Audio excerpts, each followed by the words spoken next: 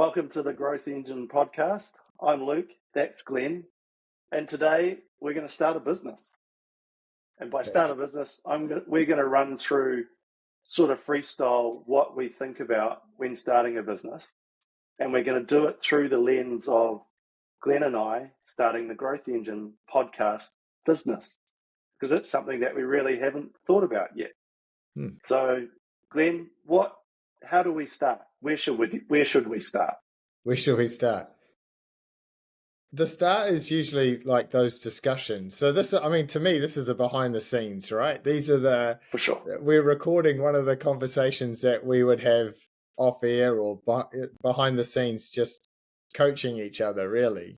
So thinking about, where we're going to start is something that we're both interested in helping people solve. And for us, side hustles, starting businesses, and then for us, it was like, well, what do we offer? So if we're starting, to start the Growth Engine guys, and thinking about the ultimate guides to sales things, we're thinking about what are the questions that people have asked us over the years, or even continue to ask us. And a lot of the problems is they just don't know where to start, right? So they haven't done the thinking of, I want to start a business. What's a problem that I solve already? So in our last podcast, we talked about systems.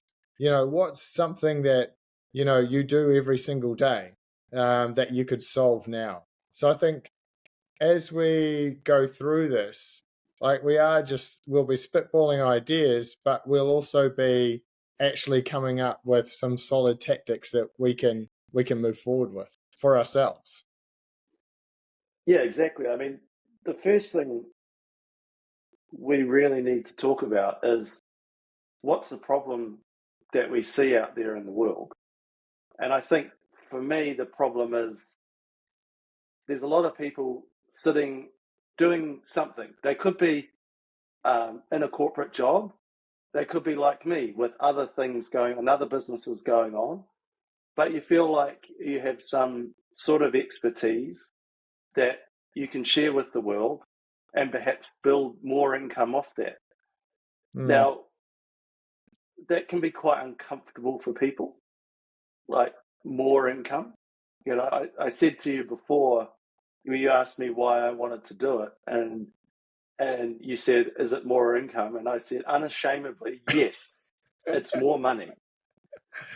And I think if that can be a real stumbling block for some people. They could be in a really good job, making really good money, and you're just like, I feel like I'm not fulfilled, but I feel like I can help some people, but I don't feel right in making more money off it. And I think that's fine. You can do that. But I think the extra money always helps. So, it doesn't need to be esoteric, right? It's just like there's a huge amount of financial pain out there right now. And what you and I have discovered talking to all sorts of people that we know, that it's every level. Yes, there's a certain level of financial security where it has stopped mattering. But that is a long way up, right? That's like you're probably 9 figures before you're not worrying about it. Tiny percentage of people. Tiny. Like I see them turn up, and there's a guy turning up in his new Maserati or Porsche or whatever to race it. Those guys aren't worried, right? But do you know what? Those guys have been working for probably the last 30 odd years and are really successful, right? They are worth a lot of money. They've got a lot of passive income, you could say, off their businesses now. But they're also a lot older. These aren't young people. And so everybody needs more money. Whether your mortgage is $1,300 a week or $4,000 a week, it will have doubled over the last year in New Zealand, especially, right? And so, any money. So I like that you brought this up. it's okay to want more money. Like we're going to give you permission to say it's okay. And look, even for me saying that, Luke is one of the people that I know, like I'm not getting judged on saying that I want to get more money. And No.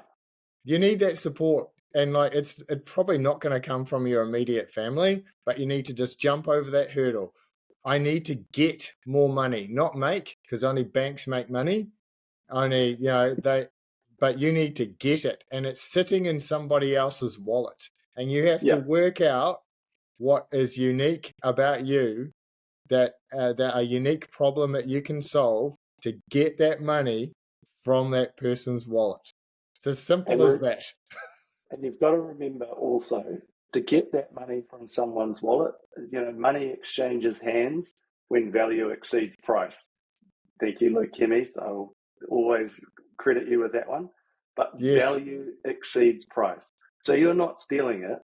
You're providing that person with a feeling and an outcome that exceeds the amount of money that they're going to give you. So there is nothing wrong with that. But I do feel like we would be preaching to the converted a little bit, because Correct. if you're listening to this podcast, you're probably over that hurdle, or it is just a small hurdle for you to get over. So hopefully that's enough to get it done. Yeah. So that's our target customer. We want to take them from a position of some sort of job or workplace or earning potential, and then bolt on something else. Yeah. So it's where like a side hustle type talk comes in, Mm-hmm. but it doesn't have to be. I don't really like naming it a side hustle. I just think it's another income stream, because income streams are important, because the guy who rolls up to Racer in his Porsche has multiple income streams. Oh, And yeah. I think somewhere I read, like someone like that would have 7 or 8 different forms of income coming in. Yeah. So I think if we're all about stacking those forms of income on what your current life, then that'll lead you to be into that position in the future. Mm-hmm. And also, I think it's quite important to understand that when you're younger, so even sub 50, you're not going to have the opportunity to stack on many income streams. Say from 40 to 50, you might be able to have a rental property or that sort of thing, external to your job. But certainly like 25 to 40, it's really difficult to add more income streams other than your job or your Yeah. business, Yeah. because you're going to be growing those things, like climbing the corporate ladder or growing your current business. Mm. But I do think there is always an opportunity for to use time where you can stack on that extra little bit of income. It might only be, like for me, $1,000, $2,000, $3,000 a month would be awesome, Yeah. and it provides another outlet for creativity as well, which is I'm always looking for that. So Yeah, that's what. that's underrated actually. Like I think like having that outlet for some creative idea or some other idea that you just want to try out. I think that's actually underrated as well. Actually, like you should, Yeah, things that you're interested in doing, and yeah, you can actually monetize them. yeah, exactly. So we've worked out kind of the realm of people that we want to target, Mm-hmm. but I feel like it's quite wide. And talking to that large group of people, it's going to be hard to nail our message and then, really funnel into people who are going to join a community or whatever product we produce, and pay for it. Yeah. So what sort of demographic do you think that will be trying to hit? So that's it. Psychologically, like most people, uh, go towards people who are like themselves, right? Now, they're not going to always look exactly like, but there's going to be an attitude. It is going to be a point of difference, or there's going to be an angle that they really, really like. So if I'm thinking about people who are going to find what we talk about useful and our experience is useful, yeah, I mean, they are going to be a bit older, as in like, I don't think we'd be attracting too many 20-year-olds, right? Like, Mm, they're not mm, going to find it. So I think we would be up into the 30s for sure, because we're talking about people who are going to gel with us, understand us, right? And and so I think we could start narrowing it down to even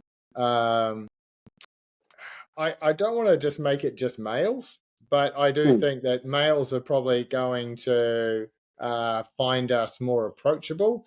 But there's definitely going to be some females as well who go, well, I really like what these guys are saying. That aligns with me. So my Monday motivator has actually taught me that, like, that females are actually more likely to be interested in things to kind of like inspire them or kickstart their thinking. But what's really curious for me is that when it gets a bit longer form, I find the males actually spend more time on it, which I find fascinating, right? If it's mm, short, pithy stuff. So I think like we're moving even older. And so if it's females, I would say kids are back at school. yeah, Um, they're looking for something to do. They might be working 30 hours a week, 20 to 30 mhm, hours a week. They're probably like mid to late 30s for females.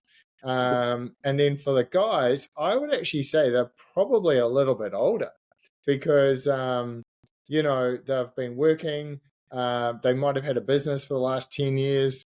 And then, so if I think about, they're probably going to, the men, they're probably going to be guys who they want to do something. They've got a little bit of free time now. They do mhm, actually have some, right? Um, they're sick of just watching Netflix. The kids kind of organize themselves in the evening now. And so they're like, okay, what am I going to do? Summer is obviously a fantastic time to, get more light and get outside and do things. So your brain gets more creative a bit later in the evening as well. So I'm thinking, like, for me, as we narrowed it down, I would actually, some more, I'm saying, like, the females, they're probably like mid to late 30s to probably like I would say mid to late 40s, like so just in mhm, that group there.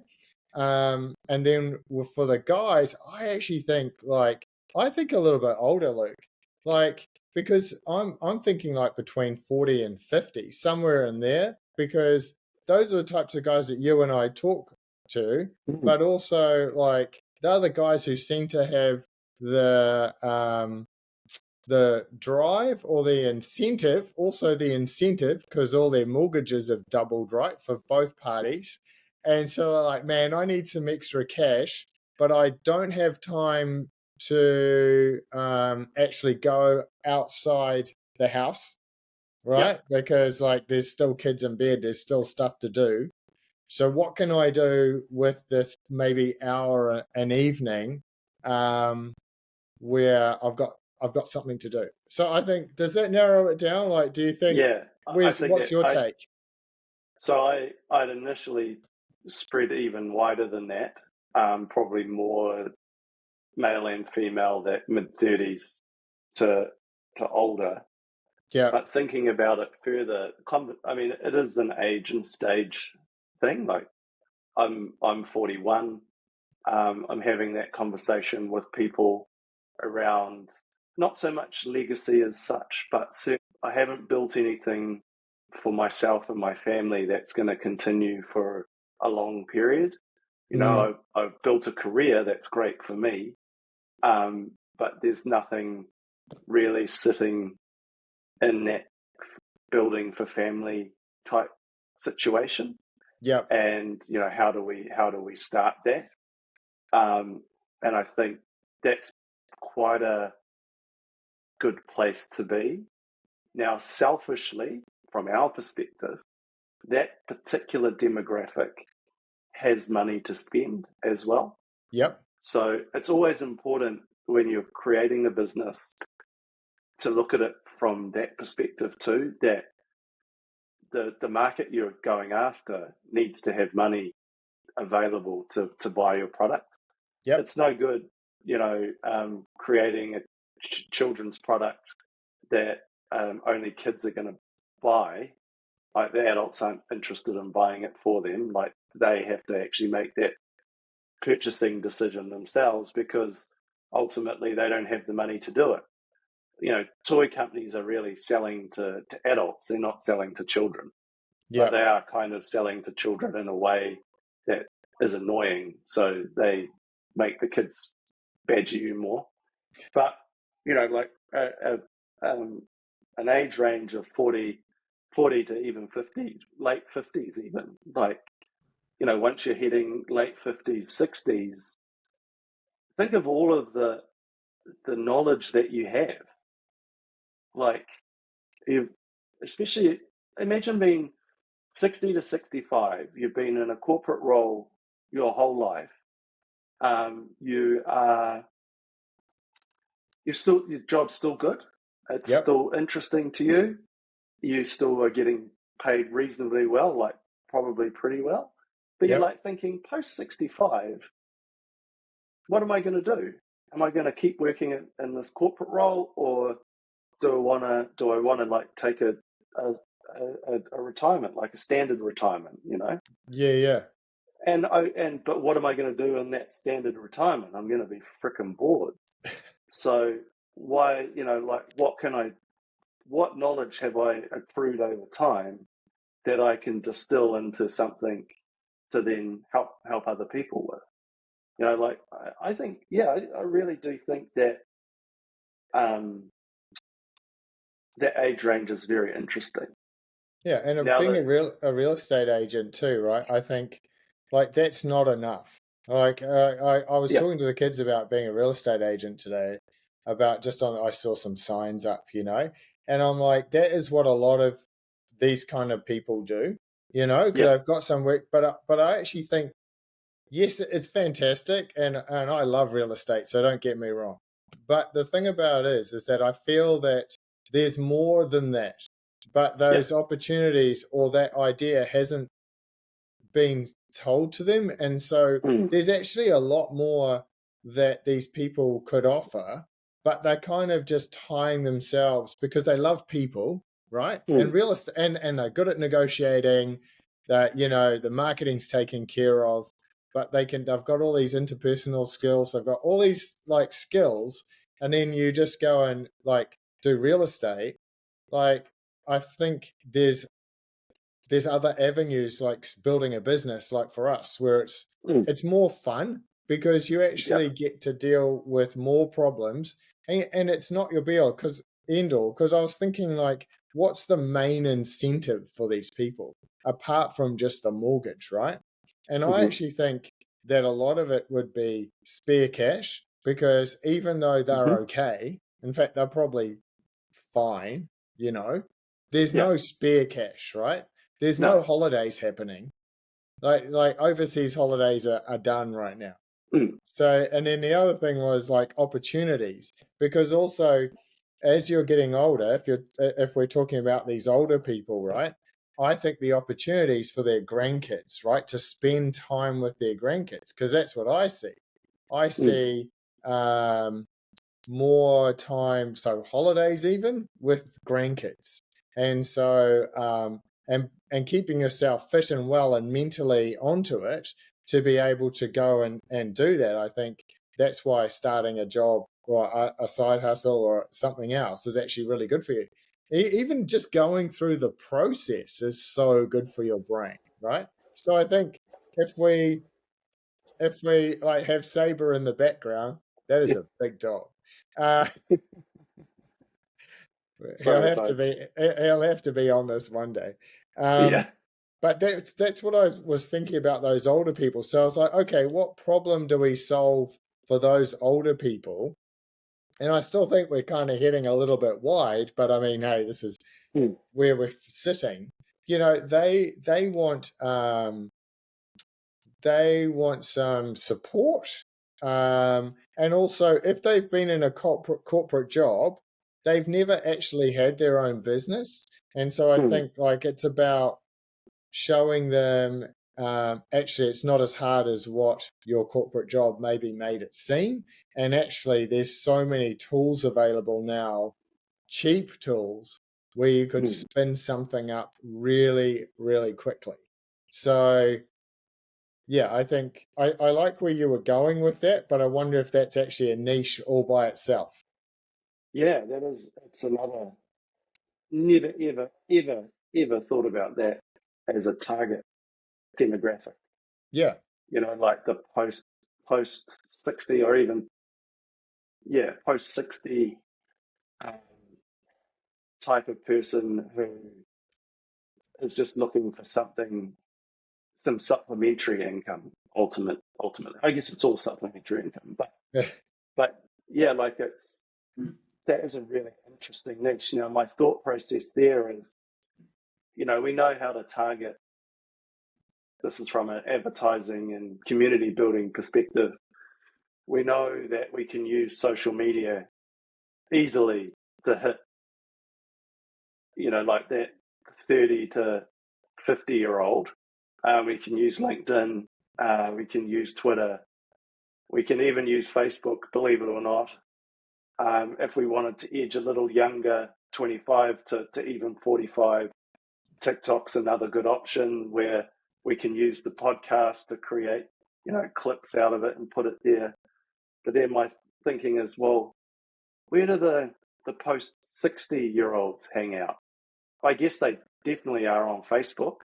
Mm. So that's helpful because we both know that platform really, really well. Yep. So that's an interesting place where we could be. And I bet you there's bugger all advertising to that demographic age-wise. So it's potentially cheaper to reach that type of person. Yep. That's super interesting. But yeah, I guess that's something that we would need to get our heads around, is how we would talk to those people. Not in our actual messaging, but our delivery of that message. Because the messaging is probably pretty similar to anybody else. It's Yep. just talking about a different age and stage. I've got another angle on that, right? That I just thought I'd bring up. So the thing is, like, people listening might think we're just talking about these corporate job, like white collar kind of jobs. The thing is, though, Yeah. I'm also thinking about tradies, because Mm-hmm. by 60, 65, you've usually got, from my experience, right? So, all the builders I know who are retiring, yeah, they've Sore all got backs, sore sore backs. knees, tennis They elbow. Yeah, they've been off the tools for a while, probably, and they might be doing some handyman type of jobs, right? Just something Mm-hmm. light that makes use of their skills. But I'm like, well, so like to start a handyman business, like this is a side hustle in a way, right? It's a little business that you do, and it's like tradies to me have definitely worn themselves out, but they've usually got a couple of guys working for them. I'm seeing a lot of guys retiring and then handing the business on to their sons. Yep. And to be honest, I've only seen sons. I do know one who might hand it security business onto a daughter, but generally in trades so far, that's my experience. I Mm-hmm. know there's a lot of young women out there doing some really good work though. So, but they have a huge amount of skill and just how-to knowledge that I don't think they're actually making use of. Because if I think about how-to things on YouTube, like there's a massive business for some of these guys, and Yep. like to if we could help. So these are these older retiree guys. It's like, hey, all this knowledge that you've shared with all these apprentices, that you've shared with all these people, and like you just know how to solve something. Like not many. I think there's whole generations right now, like, who don't know how to solve things because they've never had to use their hands. Like they are not practical at all. Now, YouTube is amazing for showing people what to do. And I've actually seen some people who were terrible with their hands be able to learn and do some incredible projects with YouTube videos, right? And Yeah, yeah. some advice. So I'm like, okay, how do it, like, is there a potential there for us to help those guys actually monetize some of this knowledge that they have? You know, it might even be as simple as knowing how to set up a Squarespace site or a Facebook page so that they can do a handyman business, you know, because where I live, like having a handyman out here would be really useful. One that you can rely on and you could do it just in your own community, you know, like, Well, yeah, anyway. it's really funny. I've been hounding my brother-in-law to do that. So he's just turned 50. He's a builder. He's in much better shape because, to be fair, he was an adult apprentice. So he's been building maybe for 15 years now. So his body is good, but he's also just like, he's in a position where he could probably start a small business himself and do quite well. He's got, other things going on. But I was just explaining to him, because he was thinking about, well, I charge myself out at $70 an hour building, like that's what I do. And he just works for someone else. But I wouldn't make that sort of money being a handyman because I might only have 2 jobs a day. That might take me 4 hours. Yeah. What he didn't quite understand was the pricing that is very different for those sort of jobs. Like for a small job that might take you an hour to do, you might charge $300 or $400 for, just because there's a lot of pain involved for that person because it's a tiny job. They know they can't get another builder in, and they know it's just going to cost that. So you actually have much higher margins because you're just doing one-off jobs here and there.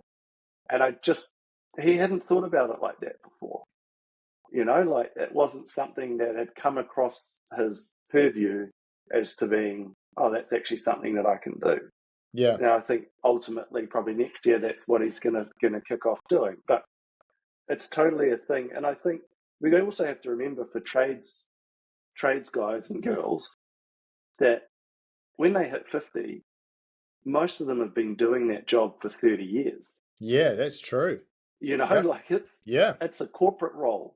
Yeah. For somebody who's 60 rather than, so at 50, they've got a much larger runway of being able to build something new around, teaching other people, helping other people, and still have a handyman business on the side.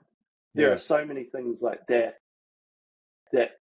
you could help that sort of demographic do as well. I'm sure there's others. That's not really, I guess, in our skill wheelhouse. Or maybe it is. But, like there's definitely a market there is where I'm heading. Yeah, there is. I mean, the thing is with tradies is also like, it's just helping them run their online business better.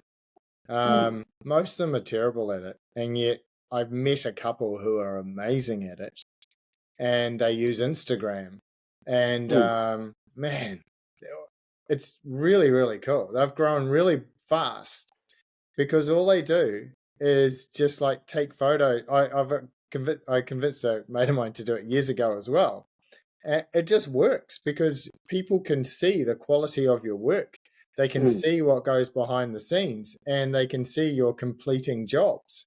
And so, if you can get some good testimonials, I think it's even better than no cowboys because, it's actually on social. You can share it amongst your friends and family. And really, by doing that, you can sometimes avoid having to drive all across Auckland or, you don't want to be spending time on the road. I actually know people who only work in specific areas. And if a job comes up outside that area, they don't take it. But you want to be the person on the other side of that area, right? So, I think in there's a group of people. I think what it comes down to, Luke, is there's a group of people aged between, say, 35 to maybe 65 who have an incentive to get some extra money in.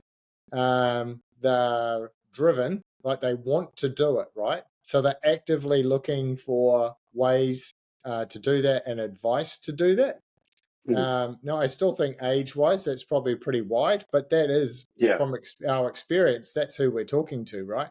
So, yeah, I think that could be our niche, but it's like the issue that they have, or the biggest problem, is actually choosing two things, I think. Choosing what to do. So they just need some advice around that. And I think that's questions to ask themselves.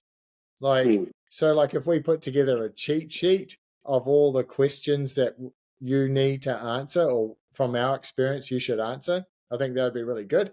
And then if we put that online as a download, or maybe set it up as a type form or a poll on Instagram or on LinkedIn, we could actually see then who answered it. And we could promote that, maybe put some money on Facebook and do it as an ad, and then actually see like whether our hypothesis about our age groups and gender were actually on track. Because I think like we've got this idea now of who it is and the problem they need to solve. Now it's about like actually running some tests and actually seeing if they work or not, if it's right or not, Because that's definitely the next stage. It is always on a hypothesis. Yeah. It's not until the rubber hits the road or you get smacked in the face do you actually you need to get that feedback from potential customers as to what they want. Yeah. It's not about what we want, it's about what they want. And if they are saying to us that they want something completely different, then that's where we're able to change. But yeah, that greatest power is having that feedback first, because then we can tailor our knowledge to what they need. And it's the same it'll be the same situation that they would have. So like the handyman side of things, you go into your local Facebook, suburb group, whatever they're called. I'm a handyman. I can do these sort of jobs. Is there anybody interested in that? Yeah. And you'll get a couple of people come back saying, "Oh, I need this, I need that." Okay, then you work out, right, what would I need to charge for that to actually make some money on this? Yeah. And then you just slowly build on that.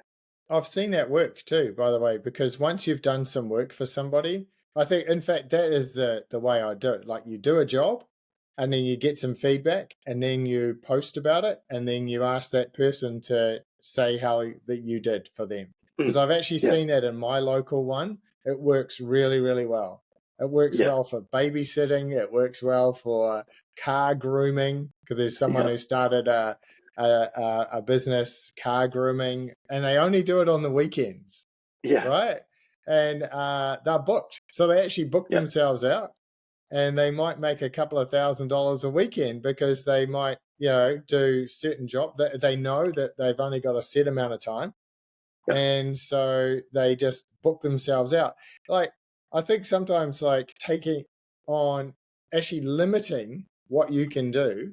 So I've got this many hours, I can only take on this many clients. Actually limiting that builds a waiting list. Harley Davidson is the best example of this, because when they weren't selling, they made a wait list, and then they put out all this stuff about the 1%ers and the freedom of the road, and then they suddenly started selling out, and we got this massive run of accountants and lawyers buying $35,000 Harley Davidsons that they then spent another $30,000 on them customizing it, right? Because the actual bike isn't that expensive, but all the add-ons hugely expensive, right? Exactly. So I think one thing about this is that like I get excited when I talk about this stuff, right? Like I'm very passionate about it. So I think one thing that we bring to people is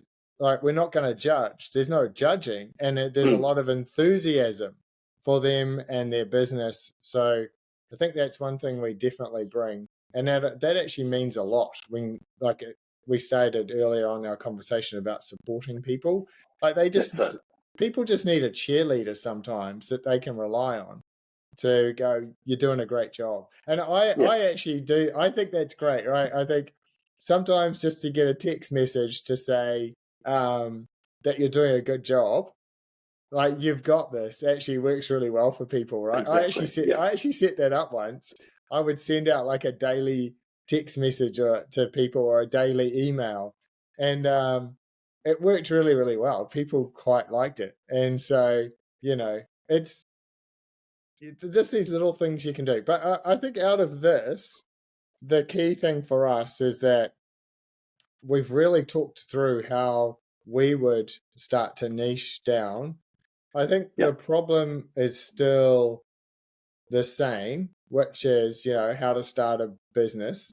And then the pain is one thing that, like you said recently, was pain is better than passion, because Yeah. passion doesn't last, but the pain does. Hmm. And I really like that idea, because sometimes the pain will never, like, it doesn't go away, right? You always need money. Like, Yeah. and look, to be really clear on this, the more money you have, the less the outside world is a problem, Yeah. because there's a lot of problems that you could get yourself on the hit up and out on the street about right now, right? Hmm. Those aren't going to get you any money. No. Um, and in fact, they might even get you fired from your job. And so I think the more you can focus on this stuff, and the more you work on yourself, because I think starting a business is actually a good way to find out a lot about yourself as well. And that's something we can talk about in another podcast, because there's a lot of problems you've got to overcome, like, Hmm. and sometimes the courage that you thought you have, but might actually be there, right? Yeah. And then the courage, like, you just didn't even know, like, you kind of wondered how you would react in some situations, and then you're always fearful that what'll go wrong, and then you actually find you have to step up, and you find that you can do it. I think business definitely brings out the best in people, because, man, like, it's not life and death in business, in a military way, but it can mean the difference between success and going bankrupt. Yeah. So, Yeah. I do think, and hey, that's a podcast as well about, like, in New Zealand, bankruptcy is just seen as such a terrible thing. And in some ways, like, the way that our business and governance is all set up, actually, it is not great. Mm. But the thing is that it's not the end of the world. You're if you have more income streams coming in from different positions, then you're more than likely going to be able to either shut down a business that's not working and you don't need a bankruptcy, but you can shut it down, or you can help substitute over a period of hard times in that business with other income that's coming in. Now, more than likely, what it will be is they'll just pay money to you and you won't take money from that other company, and that'll help prop it up for a while. But what that's doing is it'll allow you time to decide what you want to do rather than have that decision made. And I think that's a really important part, that people probably look at business and think, oh, what happens if it fails? I might owe all this money to other people. But really, what you've got to understand is when you're in the business and you're doing the work, you know that things aren't working, so you make changes to help combat that. And you keep Yeah, trying different things.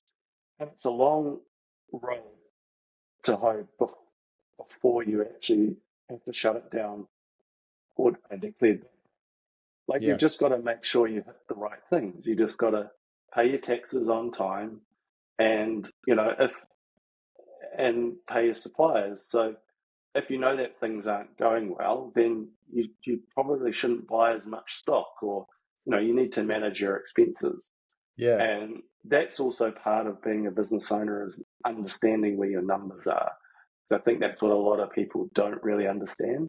But Yep. that is really, really simple when you have an online business um, providing advice, Yep. because you're able to track those numbers quite easily, even just using a spreadsheet.